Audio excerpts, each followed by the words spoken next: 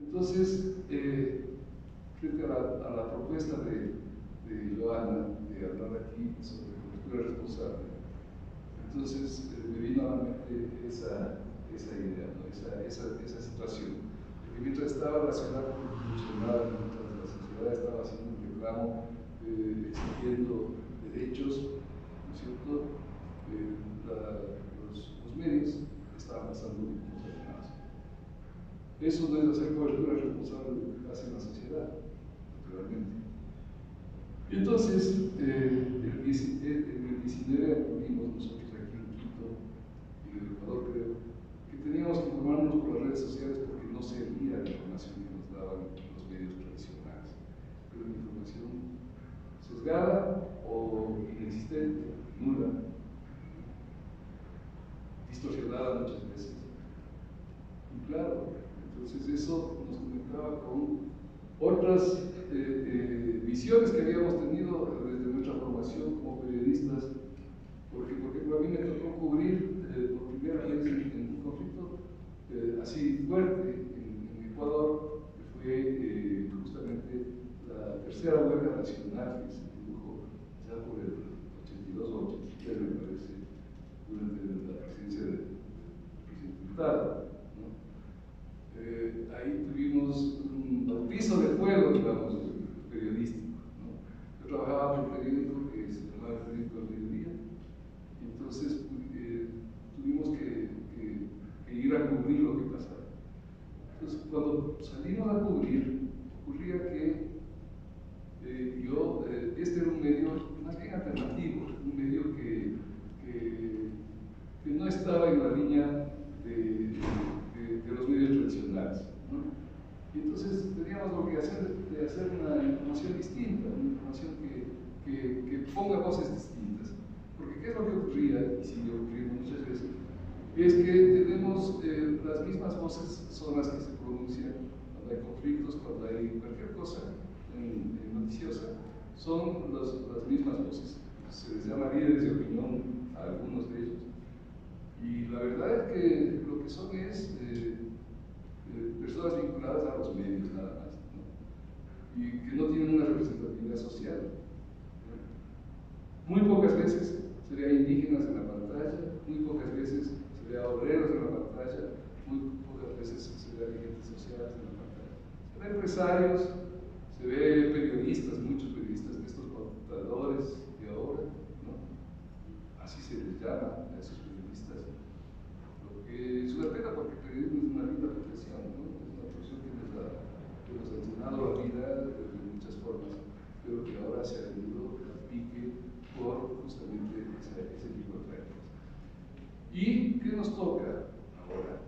Es enterarnos de las cosas a través de medios alternativos, y esos medios alternativos o son medios comunitarios o son redes sociales, o son medios comunitarios que usan redes sociales para poder comunicarse. Me llamaba la atención cuando Verónica estaba hablando, ¿no es cierto? Porque, claro, tenemos ahora estas herramientas que son muy interesantes, yo diría maravillosas muchas veces, que facilitan el trabajo. Y recordaba yo que en 1995, por ejemplo, cuando hubo el conflicto Ecuador-Perú, ¿no?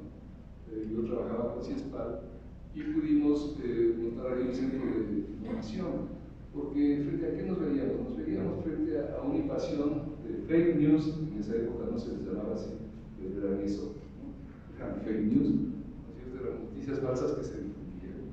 Y entonces nosotros como un organismo internacional que no era parte de este gobierno, de los gobiernos del Ecuador ni de una parte, lo que hicimos es una propuesta para facilitar el trabajo de cobertura de la prensa extranjera. Empezaron a llegar un montón de periodistas a Quito, porque el conflicto se había desatado ya, había enfrentamientos en diversos lugares de la frontera, y entonces llegaban muchos turistas. Al final llegaron como 450 periodistas a hacer cobertura. Nosotros lo que hicimos es dar facilidades dentro de CIESPAL para que los periodistas puedan hacer una cobertura mucho más perspectiva y para que puedan tener un acceso más fácil a las fuentes, y lo hacíamos desde una perspectiva de democratizar la comunicación. Una cosa que era difícil porque el gobierno ecuatoriano, en ese momento el arquitecto Sixto Durán, ellos querían que las publicaciones que se hagan o que la prensa diga sea a su favor, tenga su narrativa. Y el gobierno peruano naturalmente ponía también su narrativa ahí, ¿no es cierto? Y entonces pasaban cosas que son hasta chistosas, pero que demuestran cómo era el periodismo en ese entonces. Yo recuerdo, por ejemplo, que la CNN estaba ahí, el señor Gestoso, Jorge Gestoso, era el corresponsal de CNN. Entonces anunciaron que venía CNN a hacer cobertura. Muy bien, nosotros, como CISPAL, habíamos dado unos cursos de información para la televisión unos meses antes. Y en un curso de esos tuvimos un muchacho, un colega peruano que vino becado para el curso. Bueno, resulta que, por esas casualidades de la vida, viene el señor Gestoso con su equipo de CNN, entre los cuales estaba este chico peruano que había sido estudiante de CISPAL. Seguramente lo designaron a él porque conocía aquí como una perspectiva de hecho. Te proteges detrás de la policía. Hay una perspectiva de hecho. Y si te pones del otro lado, del lado de los manifestantes, tienes otra perspectiva de hecho, ¿no es cierto? Por ejemplo, yo me imagino, había un periodista español que fue expulsado del país por hacer una cobertura desde el lado musulmán, en algunas de las comunidades de Otavalo, porque estuvo justamente con los indígenas, mezclado entre los indígenas, haciendo una cobertura periodística de lo que estaba pasando. Hizo fotografías, hizo preguntas que molestaron y le expulsaron del país. Entonces, es la democracia en la que vivimos, ¿no? Entonces, fíjense cómo viene el tema de la responsabilidad. Hoy en la mañana tuve la suerte de escuchar una parte de una conferencia que daba Gervasio Sánchez, un fotoperiodista español que está aquí y que estaba en Chiapas en la mañana. Pues él nos contaba que una de las cosas que más miedo tenía cuando hacía cobertura de este tipo de conflictos, que él ha ganado varios premios internacionales y ha hecho coberturas en los más graves conflictos armados en el mundo, ¿no? Kosovo, en Sarajevo, en Ucrania, en distintas partes del planeta, y conflictos que han sido terribles. En América Latina también, hablaba de las coberturas que hacía en Colombia, ¿no? Y en Centroamérica, en el momento en que hubo, porque esa también es una responsabilidad, ¿no es cierto? Y la responsabilidad sobre todo de decir la verdad, porque lo que ocurre es que la responsabilidad se acabó cuando ya no decimos la verdad. Cuando tenemos herramientas de la inteligencia artificial, por ejemplo, ahora, para mentir mejor, ¿no? Eso es lo que hacemos. No me quiero alargar más porque ya está yendo mal. No fueran la base sustantiva del ejercicio profesional de la información para una u otros motivos, pero el conflicto, como dijo el secretario, es de origen de la información. En la década de los 80 el narcoterrorismo